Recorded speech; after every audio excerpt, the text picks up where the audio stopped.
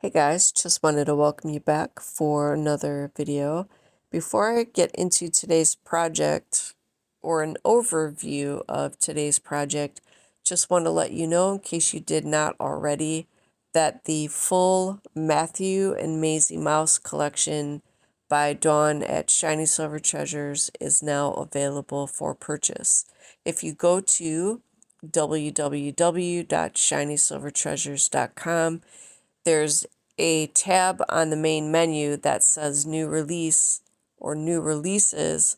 That's where you're going to want to go, and you will see the full release of everything that is out, from the Easter card making kit with Matthew and Maisy, to the paper pack, to the ephemera, to the decoupage sheet with the daffodils, to the diamond art paintings. There's one of Matthew, one of Maisy. There's just all kinds of goodies are now available. And there's also the final stamp set that is part of the Cute Critters collection that is now also available as well. And per usual, all the links will be down in the description box below, so definitely go check out all the fun inspiration that is coming out, as well as you definitely want to go take a look at Dawn's website. And for today, what I am focusing on is the, I keep wanting to call it a buttercup, the daffodil pre-cut ephemera elements, and I have also made the decoupage daffodil. I put that together a while ago, but I hadn't really found anywhere that I wanted to put it in a project. So today was finally that day. I finally made a home for the daffodil and just had a lot of fun. Wasn't really trying to do anything specific in terms of the background. The only thing that I knew for sure that I wanted to do was find a home for that decoupage piece.